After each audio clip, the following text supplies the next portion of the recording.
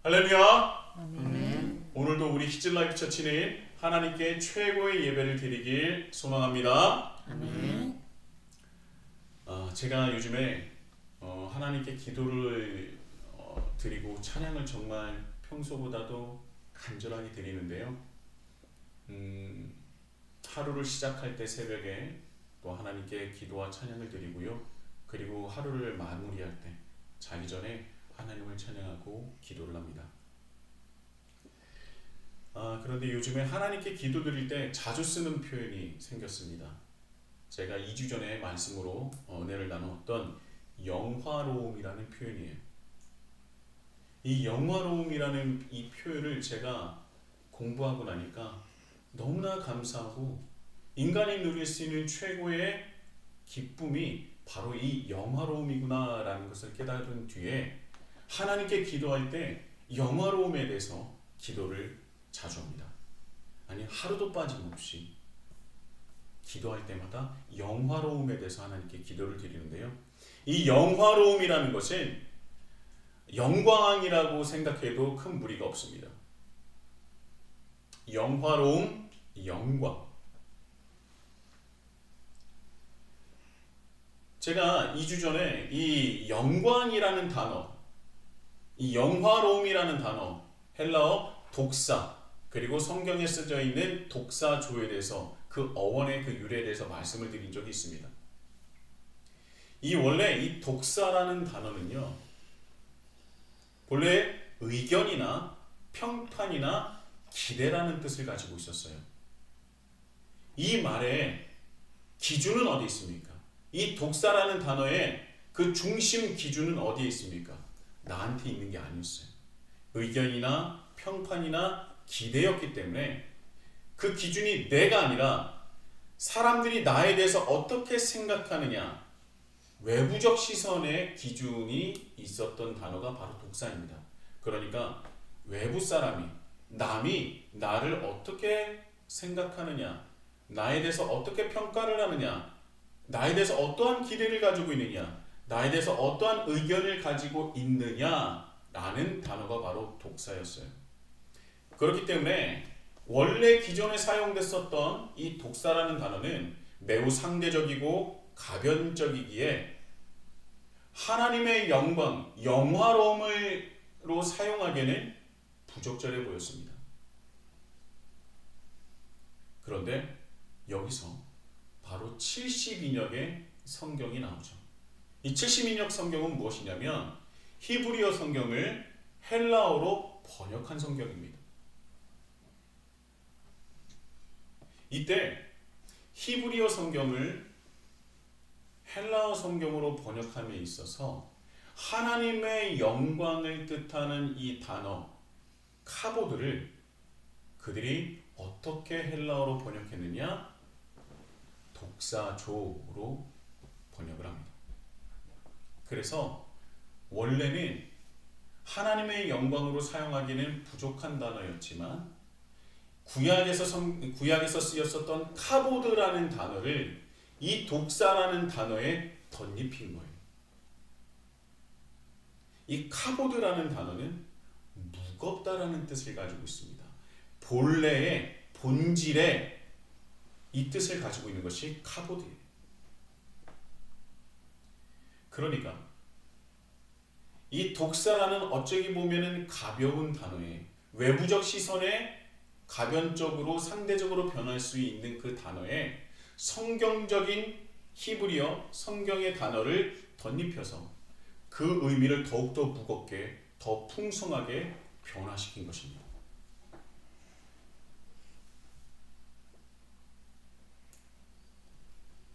카보드는 무겁다라는 의미예요. 그렇기 때문에 기독교적으로 보는 이 영화로움과 영광은 타인의 평판이 아니라 그 내면에 담긴 하나님의 실제적 무게를 뜻합니다. 하나님의 실제하심, 하나님이 임재하심, 하나님의 함께하심이라는 단어로 성경적인 단어로 재탄생하게 된 것이죠. 이제부터는 독사는 독사조로서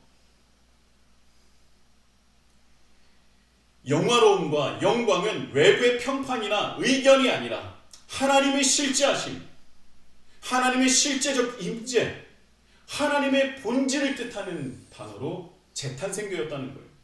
바로 성경적인 언어로 재탄생시킨 것입니다. 그 단어가 가진 원래의 뜻 그 이상의 의미를 담게 된 거예요. 그것이 바로 독사조입니다.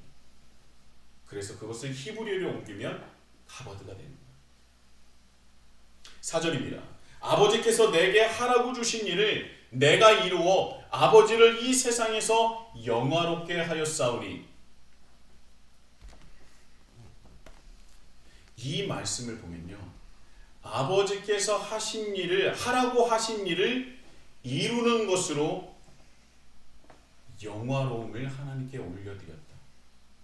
하나님의 실제적인 임재를 드러내었다라고 볼 수 있습니다. 하나님께서 하라고 하신 일을 이루어내는 것으로 하나님의 실제적인 임재를 내가 드러내었사옵니다. 그것이 바로 하나님께 영화로움을 드리는 것입니다. 아들이 아버지를 영화롭게 하였나이다.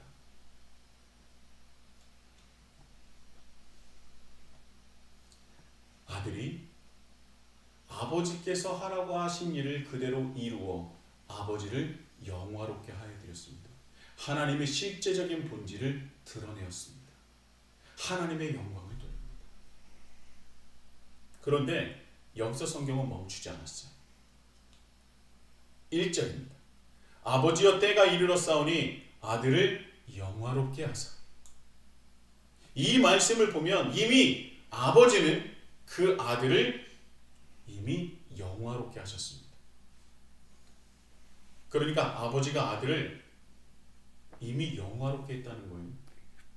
그러면 1절과 4절을 합치면 어떤 의미가 됩니까? 아버지가 아들을 영화롭게 하였고, 4절 아들은 아버지께서 하라고 하신 일을 이뤄내므로 아들이 아버지를 영화롭게 하였습니다. 하나님께서 아들인 예수를 영화롭게 하셨고, 그리고 하나님의 아들이신 예수께서 하나님을, 그 아버지를 영화롭게 하셨다. 성경에서 말하는 이 영화로움, 이 영광은 단방향이 아닙니다. 일방향이 아니에요. 일방통행이 아닙니다. 양방향이라는 거예요. 여러분, 이것이 매우 놀라운 지점입니다. 왜냐하면 이런 종교는, 이런 영화로움을 주고받는 상호적 관계를 갖는 종교는 그 어디에도 없었습니다. 역사적으로 유대교가 수메르 문명에, 이집트 신화에, 조로아스터교의 영향을 받았다라고 하지만요, 그것은 본질이 아닌 곁가지들이 비슷하다고 말하는 것뿐입니다. 곁가지들이 비슷하다고 해서 그것에 영향을 받았다? 저는 솔직히 말해서 이해할 수가 없습니다. 본질이 완전히 다른데 어떻게 그게 같을 수가 있습니까? 이런 상호관계적 중심의 종교는요, 어디에도 없습니다. 그런데 더 놀라운 것은 또 이 말씀에 여기서 끝나지 않아요. 이 상호적 관계는 여기서 끝나지 않습니다. 하나님과 예수님은 서로 영화롭게 하는 그런 상호적 관계인데요, 여기서 끝나면 재미가 없죠. 성경의 역사는 여기서 끝이 아닙니다. 10절이에요. 오늘 말씀은 아니지만 10절입니다. 내 것은 다 아버지의 것이요 아버지의 것은 내 것이온데 내가 그들로 말미암아 영광을 받았나이다. 여기서의 영광 또한 무엇입니까? 독사조예요. 하나님께서 자신의 아들을 영화롭게 하시고 아들 또한 아버지를 영화롭게 하며, 더 나아가 예수님은 그 아들을 믿는 이들인 제자들이 예수님을, 그 아들을 영화롭게 했다는 겁니다. 영화롭게 하다. 아버지가 아들을, 아들이 아버지를, 그리고 그 아들을 제자들이 영화롭게 했다는 말씀이에요.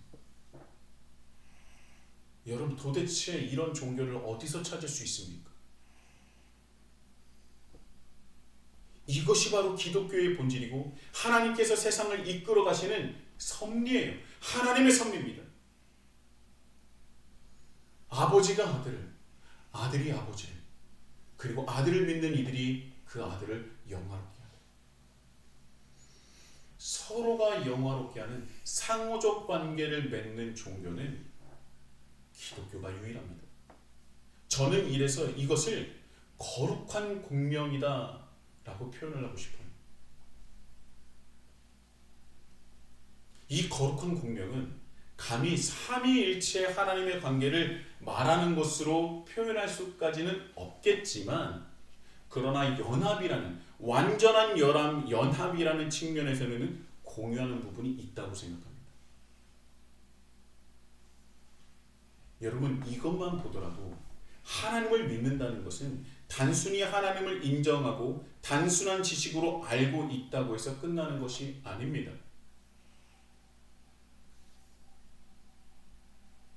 이 거룩한 공명을 이루어내는 것이 하나님을 믿는다는 거예요. 하나님의 아들을, 아들이 하나님을, 그리고 예수 그리스도를 믿는 자들의 상호적 관계가 이루어져야 바로 믿음을 가지는 것이요, 더 나아가서 영생을 논할 수 있는 것입니다. 그런데 하나님과 이런 상호적 관계를 맺을 수 있다는 것이 얼마나 놀라운 일입니까? 인간으로서 누릴 수 있는 최고의 영광 아니겠습니까? 도대체 우리가 뭐라고, 우리가 어떤 존재라고 이토록 하나님은 이런 상호적 관계에 하나님의 섭리를 만드셔서 우리와 이렇게 함께 하시기를 원하시는 것일까?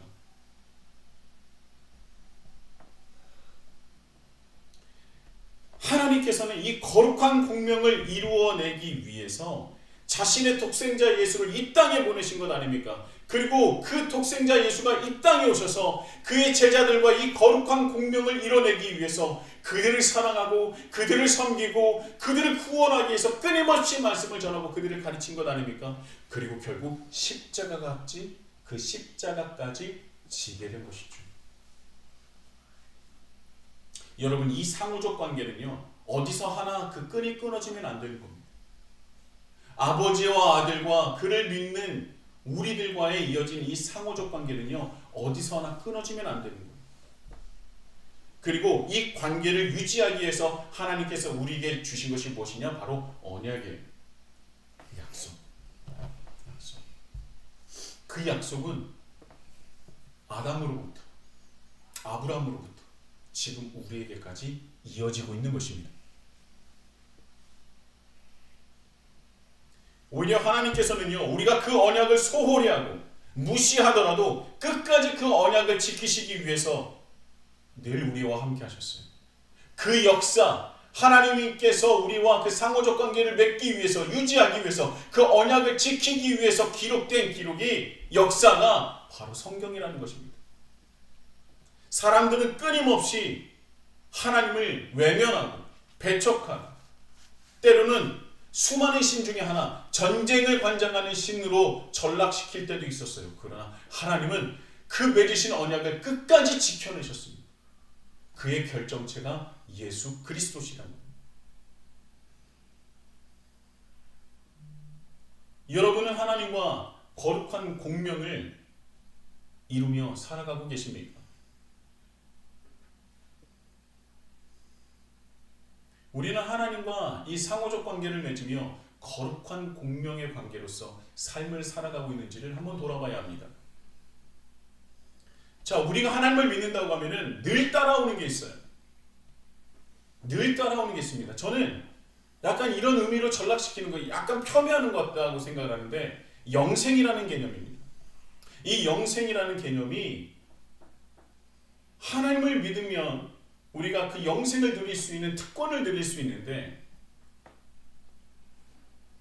이 영생이라는 것이 왜 죽으면 얻는 그런 선물로 생각하는 겁니까?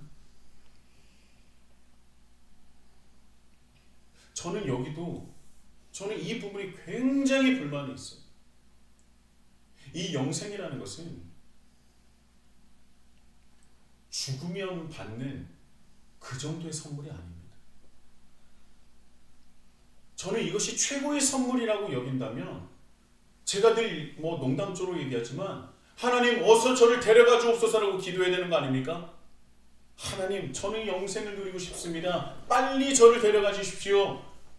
그것이 인간이 누릴 수 있는 최고의 선물이고, 기독교가 죽으면서 받는 그 영생이 최고의 선물이고, 그것을 바라는 종교라면 우리가 오늘도 내일도 빨리 죽게 해달라고 기도해야 되는 건 아니에요. 그런데 그렇게 기도하는 사람 없지 않습니까? 어떻게 하면 오래 살까? 어떻게 하면 정말 건강하게 살까? 그런 걱정을 하며 기도하는 게 우리 아닙니까?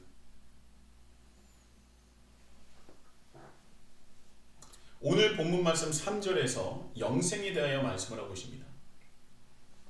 영생에 대해서 뭐라고 말씀하시고 계시냐? 무엇이 영생이냐? 영생은 곧 유일하신 참 하나님과 그가 보내신 자 예수 그리스도를 아는 것이니이다. 우리는 흔히 영생을 영원히 사는, 그러니까 무한대의 시간을 생각하곤 합니다. 그런데요, 성경에서 말하는 영생은 시간적인 영원성뿐만 아니라 관계적인, 상호적 관계를 뜻하는 말이에요. 관계적인 관점에서 정의를 하고 있습니다. 영원한 시간. 여러분 한번 생각해 보세요. 영생, 영원한 시간을 살면 좋을 것 같기도 하지만 어떻게 보면 굉장히 따분하고 영원토록 뭐 하면서 살지 이런 생각이 들지 않습니까? 그쵸? 그잖아요. 솔직히 그런 생각이 들잖아요. 우리가요 정말 좋아하는 보드게임이 있습니다. 우리 아이들이 정말 좋아하는 보드게임이 있는데요, 그거 1시간, 2시간 하면 아무리 좋은 게임이더라도, 정말 좋아하는 게임이더라도 약간 질립니다. 정말 내가 좋아하는 음식도요, 그거 계속해서 먹으면 질립니다.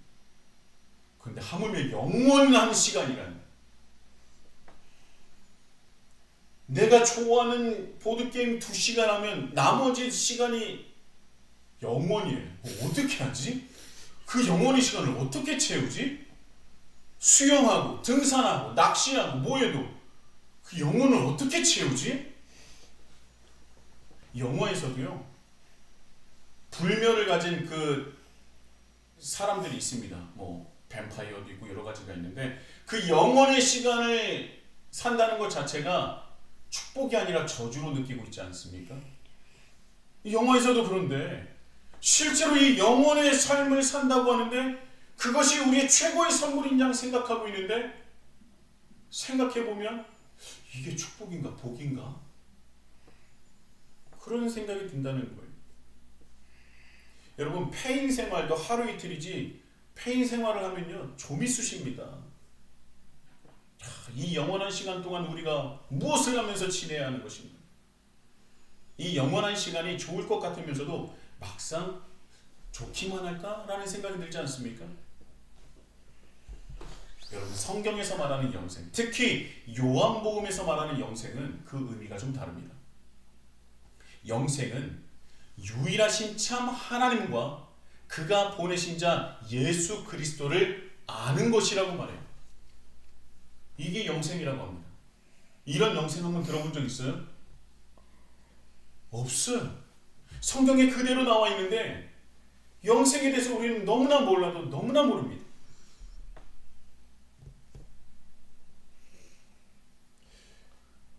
제가 이렇게 얘기하면 이렇게 오해할 수도 있어요. 그러니까 하나님과 예수님의 존재를 알고 인정하면 그 영생을 받는 것 아닙니까? 라고 말씀하실 수도 있는데요, 이 영생의 이 원어를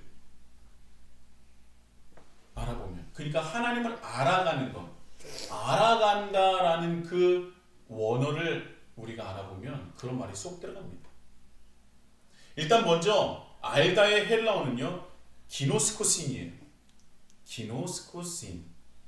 제가 늘 원어에 대해서 여러분들과 많이 풀으면서 이 말씀을 전하는데 여러분들 머릿속에 다 안 들어가는 걸 알고 있습니다. 그런데 그것이 매우 중요하기에 그 원어를 알아야지만 하나님 뜻을 알기 때문에 원어에 대해서 말씀하는 겁니다. 원어를 기억하지 못하셔도 됩니다. 그러나 그 의미는 알아야 된다는 거예요. 기노스코신. 다 같이 한번 해볼까요? 기노스코신. 기노스코신.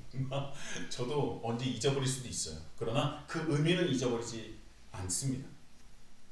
자, 기노스코시는요, 아직 되지 않은 상태, 아직 완성이 되지 않은 상태의 그 가정법이에요. 그러니까 알다라는 것은 내가 그 사람을 알았다, 단번에 아는 것으로 끝났다, 완전히 나는 그 사람을 알다라는 표현이 아니라 가정법이라는 겁니다. 아직은 완성되지 않았어. 그러니까 성경에서 말하는, 여기서 말씀하시는 이 17장 3절에서 말하는 알다는요, 이 기노스코시는요, 알아가고 있다라는 거예요. 알기를 원한다라는 뜻이 다 있어요. 그러니까 안다는 것은 단번에 아는 것이 아니라 지속적으로 알아가야 한다는 것이 바로 기노스코시입니다. 하나님을, 예수님을 아는 것은, 그러니까 영생은 단발적인 알무로 끝나는 것이 아니라는 거예요. 하나님, it's okay. 알겠어. 하나님의 존재를 인정해.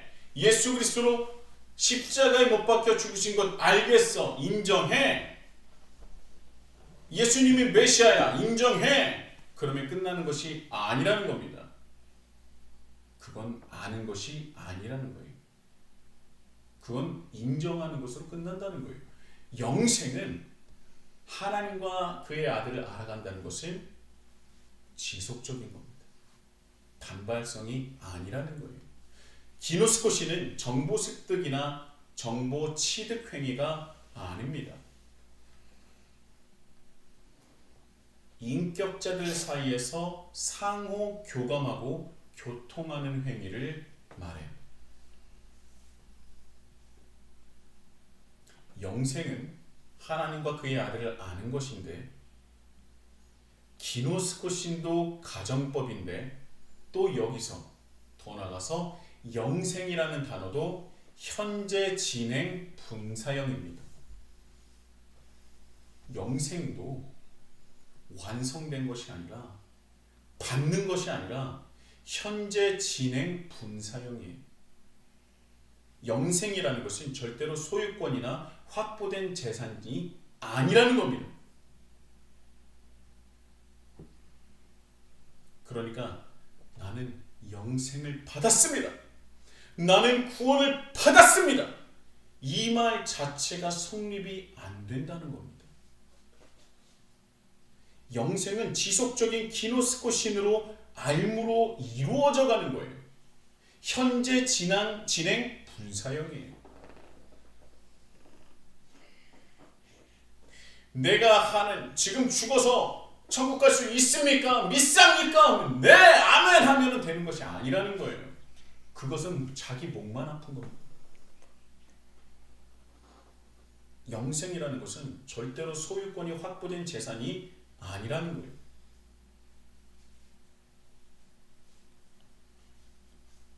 자, 여기서 원어를 알아보는 재미가 더 커져요. 이 영화로움이라는 셀라와 독사조는 원래 사람들이 나에 대해서 어떻게 생각하느냐, 어떤 평판을 얻느냐, 외부적 시선을 의미했다면, 거기에 히브리어의 그 무거운 본질을 뜻하는 카보드를 덧입게 하지 않았습니까? 그래서 성경적 언어로 재탄생시킨 것인데, 이 기노스코신도 마찬가지예요. 이 기노스코신으로 보면은요, 그 원어에 대해서 더 정확하게 알 수가 없습니다. 그러면 어디서 알아야 되느냐? 72역을 또 봐야 돼요. 이 기노스코신을 히브리어의 어떤 단어를 기노스코신으로 번역을 했느냐? 히브리어 야다예요. 야다.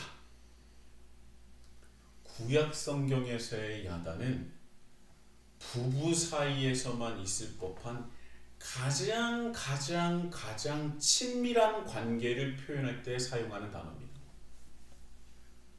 내가 언젠가 스치듯 지나갔었던 그런 인연쯤이 아니라, 내가 언젠가 친했던 친구, 그러나 지금은 연락이 닿지 않는 그런 친했던 친구가 아니라, 지금도 여전히 나와 가장 친밀하고 나와 가장 가깝고 내가 가장 사랑하는 존재가 그 관계를 말할 때 야다라는 표현을 쓴다는 것. 그것을 헬라어로 기노스코신으로 번역을 한 겁니다. 하나님을 아는 것은 단순히 하나님은 존재하신다, 하나님이 존재하신다는 명제를 머리로 동의하는 것뿐만이 아니라 삶의 모든 영역에서 그분을 가장 사랑하고 그분을 가장 귀하게 여기고 그분과 늘 함께하고 싶어 인격적으로 만나고 인격적으로 상호 관계를 맺고 그분을 겪고 그분을 사랑하고 그분을 닮아가는 것. 부부는 서로 닮아간다고 하지 않습니까? 서로 닮아가는 그 과정이 바로 야다고 그것이 기노스코신이고 그것이 하나님을 알아가는 것이고 그러므로 영생을 누릴 수 있게 된다는 것입니다. 이게 성경적인 알다고 영생이에요. 이런 긴밀한 관계, 누구보다도 가깝고 누구보다도 잘 아는, 누구보다도 서로를 사랑하는 그런 관계, 그 관계를 맺는 것이 야다고 기노스코신입니다. 그리고 그 기노스코신을 이룰 때 우리는 영생을 누릴 수 있다는 거예요. 영생은 죽어서 얻는 티켓이 아니라 참 하나님과 예수 그리스도와 인격적인 만남을 지속적으로 갖는 것, 상호 관계적 거룩한 공명을 이뤄내는 것이 영화로움이고 아는 것이고 영생이라는 거예요. 이 영생이라는 것은 내가 하나님과의 관계를 맺으면서부터 이미 시작된 겁니다. 하나님을 믿고 그래서 하나님을 알아가는 그 삶이 바로 무엇이냐? 영생이라는 것. 지금 죽어서 천국에 가서 영생을 누릴 것을 믿사옵니까? 이 정도가 아니라는 거예요. 지금 우리가 이미 영생을 누리고 있다는 겁니다. 아브라함의 하나님, 이삭의 하나님, 야곱의 하나님, 이것이 바로 영생이라는 거예요. 김관수의 하나님, 김동빈의 하나님, 이게 영생이라는 겁니다. 이게 바로 영생이라는 거예요.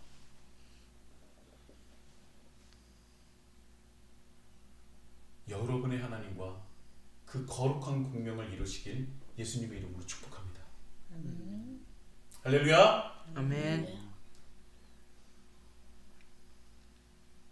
이 기노스코시는요 단발성으로 이루어지는 것이 아니라는 거예요. 영생 또한 현재 진행 군사형이라는 거예요. 지속적으로 이루어져 가야 되는 것을 말하고 있습니다. 오늘 죽으면 천국 갈 것 같습니까? 믿습니까? 믿습니까? 뭐 이런 거. 구원파가 흔히 말하는 나는 언제 어디서 구원을 받았으면 맨날 몇 시에 구원을 받았습니다. 그것을 알아야지 구원받은 자입니까? 천만의 말씀이에요.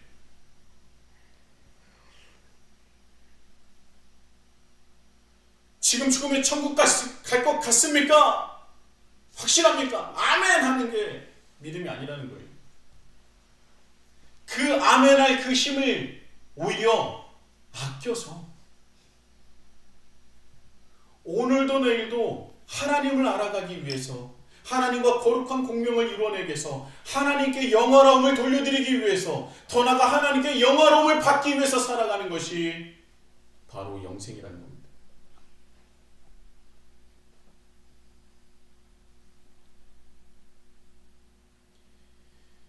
영화롭게 하는 것, 우리가 하나님을 영화롭게 하는 것, 더 나아가서 하나님께서 우리를 영화롭게 하는 것, 이 방법이 무엇이냐? 예수님께서 우리에게 보여주신 그 순종이라는 것.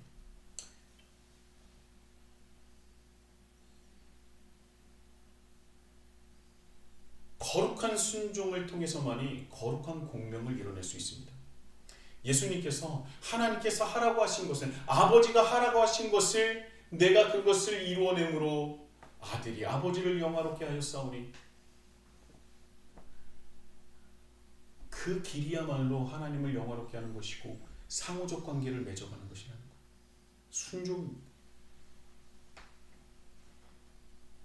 우리의 삶이 지속적으로 하나님과 그 누구보다도 긴밀하고 누구보다도 가깝게 살아가는 것이 하나님과 인격적으로 부딪히고 하나님과 인격적으로 함께하고 하나님을 겪고 닮아가는 과정은 순종으로 이루어질 수 있다는 것입니다.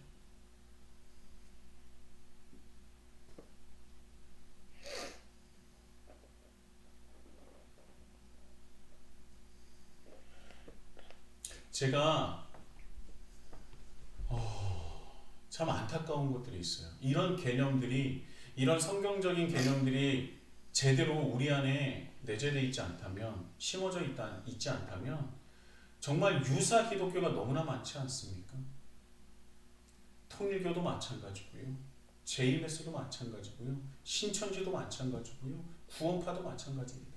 박진영도 마찬가지예요. 그런데 우리가 거기에 왜 혹하게 됩니까? 우리가 하나님의 말씀을 제대로 알지 못하기 때문이에요. 여기는 목회자의 잘못도 있습니다. 하나님의 말씀을 제대로 우리가 가르치지 않았어요. 때로는 그것을 두려워하기도 했습니다.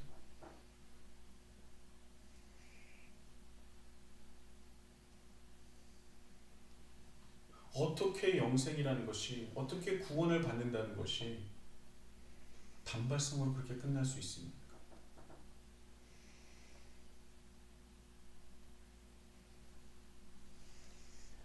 예수님 또한 하나님을 영화롭게 하고 그 모든 것들을 영화롭게 함에 있어서 단발성으로 끝나는 것이 아니라 끝까지 하나님의 뜻을 이루기 위해서 골고다 언덕을 십자가를 지고 걸어가신 것 아닙니까?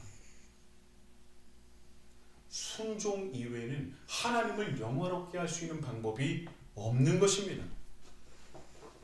하나님의 뜻을 따르지 않고 하나님의 통치를 받지 않고 어떻게 우리가 믿음을 말하며 구원을 말하고 영생을 논할 수 있겠습니까? 하나님과 거룩한 공명은, 하나님과의 거룩한 공명을 이루는 것은 예수 그리스도께서 십자가를 지시는 순종으로 이루셨기에 지금 2000년 이후에 우리 또한 하나님과의 그 영화로움을 주고받기 위해서는 우리 또한 순종으로 하나님께 나아가는 수밖에 없습니다.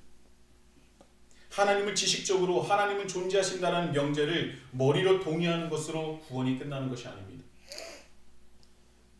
하나님을 인격적으로 만나고 알아가며 누구보다도 가깝고 누구보다도 서로 사랑하고 순종해야 우리는 하나님을 믿는 것이며 하나님을 영화롭게 할 수 있는 것이고 그리고 영생을 누릴 수 있는 것입니다. 말씀을 마치도록 하겠습니다. 제가 요즘에 하루에도 몇 번씩 하는 찬양이 있습니다. 제가 이전에도 설교를 하면서 몇 번을 여러분들께 소개한 찬양이에요. 거룩한 공명. 이 거룩한 공명을 말을 할 때 이 찬양을 뺄 수가 없습니다. 영생이 무엇인지를 깨달으면 이 찬양을 알아야 돼요. 바로 하나님 아버지의 마음입니다. 이 찬양을 들으면 이 가사에 담겨있는 것이 바로 거룩한 공명입니다. 영생하는 방법이에요. 아버지, 당신의 마음이 있는 곳에 나의 마음이 있기를 원하요. 아버지, 당신의 눈물이 고인 곳에 나의 눈물이 고이길 원해요. 아버지, 당신이 바라보는 영혼에게 나의 두 눈이 향하길 원해요. 아버지, 당신이 울고 있는 이 어두운 땅에 나의 두 발이 향하기 원해요. 나의 마음이 아버지의 마음을 알아. 내 모든 뜻, 아버지의 뜻이 될 수 있길. 나의 온몸이 아버지의 마음을 알아. 내 모든 삶, 당신의 삶이 되길. 여러분, 이 찬양 가사 속에 거룩한 공명이 보이십니까? 거룩한 공명이 들리십니까?